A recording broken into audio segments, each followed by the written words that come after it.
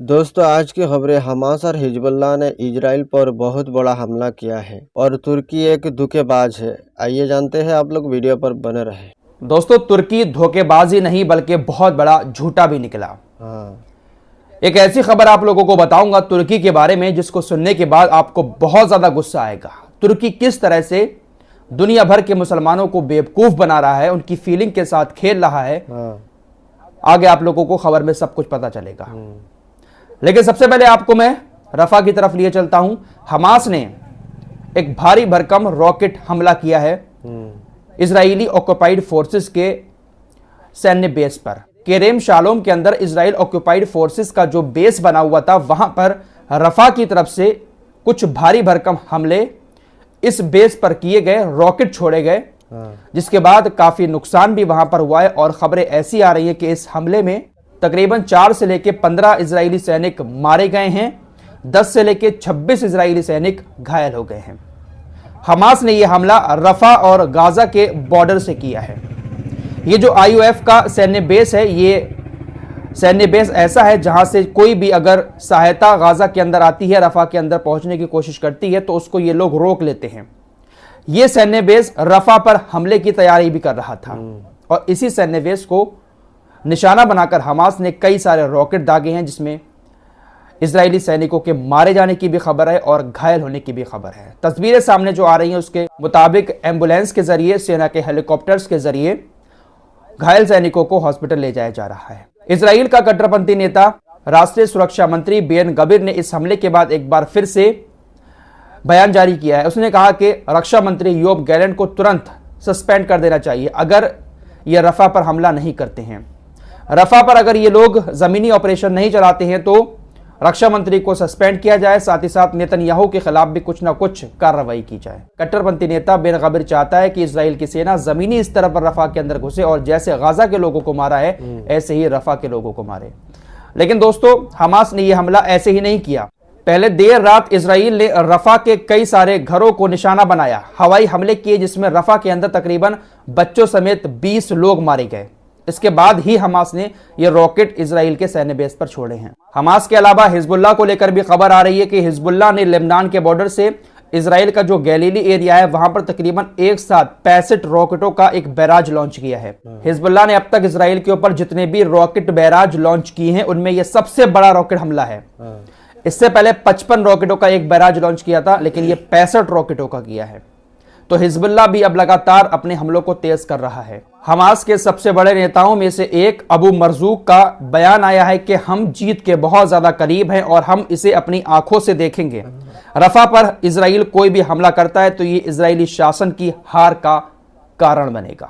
साफ कह दिया है अबू मरजूक ने कि हम इस जीत को अपनी आंखों से देखेंगे। वैसे बहुत सारे एक्सपर्ट भी यही कह रहे हैं, अमेरिका भी यही धमकी दे रहा है कि आप अगर रफा पर हमले करते हो तो भाई साहब आपके लिए बहुत मुश्किल खड़ी हो जाएगी और हो सकता है कि रफा पर हमले इजराइल के आखिरी हमले ही साबित हों। एक बात तो यहां से हम सभी को माननी पड़ेगी कि इजराइल अब दब तो गया है। जिस तरह से गाजा को लेकर धमकियां दी थी और फौरन गाजा के अंदर अपनी सेना को एंटर कर दिया था इजराइल ने। अगर इजराइल चाहता, नेतन्याहू चाहता तो रफा के अंदर भी घुस सकता था, लेकिन इतना आसान नहीं है रफा के अंदर घुसना। दबाव बहुत ज्यादा है इजराइल के ऊपर और कमजोरी भी कहीं ना कहीं सैनिकों में आ चुकी है, इसीलिए अभी तक रफा के अंदर घुसने की हिम्मत इजरायली सेना नहीं कर पाई। बाकी उधर लेबनान के बॉर्डर पर तो घुसने की कोशिश कर रही है, लेकिन हिजबुल्लाह खदेड़ रहा है। फिलहाल देखते हैं क्या रहता है। एक बड़ी खबर तुर्की से आ रही है। दोस्तों, तुर्की ने अभी हाल ही में कहा कि हमने सारे व्यापार खत्म कर दिए हैं। हम तब तक इजराइल से कोई भी व्यापार नहीं करेंगे जब तक इजराइल गाजा में सीजफायर के लिए राजी नहीं हो जाता है। लगभग 6 महीने का वक्त गुजरने के बाद, 7 महीने पूरे होने के बाद तुर्की की तरफ से कुछ इस तरह का एक बड़ा स्टेटमेंट दिया गया। लेकिन दोस्तों, काफी सारे लोगों को यकीन नहीं हो रहा था कि तुर्की इजराइल के साथ अपने संबंध खत्म कर रहा है। यह सिर्फ दिखावा है और मुझे भी ऐसा ही लगता है कि यह सिर्फ और सिर्फ दिखावा है। आपकी स्क्रीन पर कल का ये एक शिपिंग ग्राफ है। इसमें आप लोग देख सकते हैं कि तुर्की का एक कंटेनर जहाज जिसका नाम तुर्कोन है, वो तुर्की की बंदरगाह इस्तांबुल से इजराइल की हाइफा बंदरगाह के पास पहुंचा है। साफ साफ आप इसमें देख सकते हैं कि 4 मई 2024 को 5:56 पर यह तुर्की से रवाना हुआ है और 5 मई 2024 को 7 बजे ये हाइफा बंदरगाह पर पहुंच गया है। अगर तुर्की ने इजराइल से अपने सारे संबंध खत्म कर दिए हैं तो फिर ये जहाज, तुर्कोन जहाज तुर्की का, इस्तांबुल से हाइफा बंदरगाह पर क्या लेने आया है? क्या घूमने आया है, सैर सपाटा करने आया है? यार कुछ तो लेकर आया होगा ना। आपको ये जानकारी अगर सही ना लगती हो, अगर आप थोड़ा सा जानते हैं, सब कुछ पढ़े लिखे हैं, आप खुद इस चीज को गूगल पर जाकर सर्च करके देख सकते हैं, पूरा डेटा वहां पर मौजूद है। दोस्तों, इजराइल और तुर्की के बीच जितना बड़ा कारोबार है, इतना इजराइल का किसी और देश से नहीं है। जितना सामान तुर्की इजराइल को देता है, कोई और देश इतना सामान नहीं देता है। और बहुत सारे समझौते भी हुए हैं, बहुत सारे बिजनेस एग्रीमेंट भी होते हैं। तो इतना आसान नहीं होगा तुर्की के लिए उन सारे बिजनेस एग्रीमेंट को तोड़कर इस तरह से अपने संबंधों को खत्म करना। और पैसे का भी मामला है, फिर अरबों रुपए का बिजनेस हर साल तुर्की कर रहा है। बल्कि रिपोर्ट तो ऐसी आ रही है कि जब से जंग शुरू हुई है तब से तुर्की ने और ज्यादा माल इजराइल को भेजा है। तो भाई साहब, मुझे तो तुर्की के ऊपर से बिल्कुल ही यकीन उठ गया है। ये सिर्फ और सिर्फ मुसलमानों को बेवकूफ बना रहे हैं, इस तरह से गाजा के नाम पर इजराइल को गलत सलत कहकर। दोस्तों, अमेरिका की यूनिवर्सिटीज में क्या कुछ हो रहा है मैं आपको पिछले कई दिनों से बता रहा हूं। मुसलमान ही क्या, और भी धर्मों के बच्चे और प्रोफेसर ने अब फिलिस्तीन के सपोर्ट में प्रदर्शन करना शुरू कर दिए हैं। जिन बच्चों ने फिलिस्तीन के सपोर्ट में अमेरिका की यूनिवर्सिटीज में प्रदर्शन किए हैं, उन सभी को अब ईमेल मिलना शुरू हो गया है। सभी बच्चों को टर्मिनेट कर दिया गया है, निलंबित कर दिया है, और ईमेल भेजकर बाकायदा उनको इन्फॉर्म भी कर दिया है।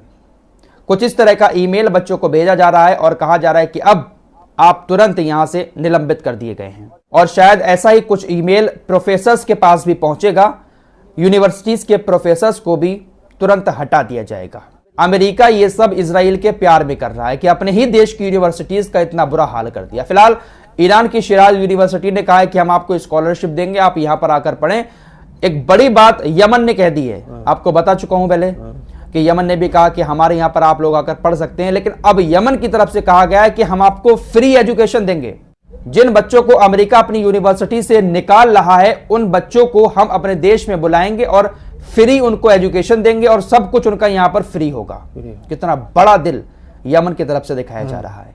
यमन छोटा सा जरूर है, सभी इस्लामिक देशों में सबसे गरीब जरूर है, लेकिन जो काम यमन ने किया है, आपको कल ही बताया था ना कि रूस ने कहा कि अगर यमन ये सब नहीं करता तो पूरी दुनिया में इस्लामिक वर्ल्ड अपना चेहरा नहीं दिखा पाता। पूरे इस्लामिक जगत का चेहरा यमन ने बचा लिया।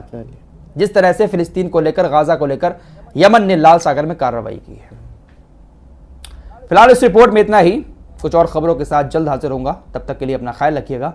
अल्लाह हाफिज। दोस्तों, हमारी वीडियो देखने के लिए बहुत बहुत शुक्रिया। चैनल पर पहली बार आए तो फॉलो सब्सक्राइब कीजिए और साथ ही साथ शेयर भी कीजिए। मिलते हैं अगली वीडियो में, तब तक के लिए अपना ख्याल रखिए। धन्यवाद।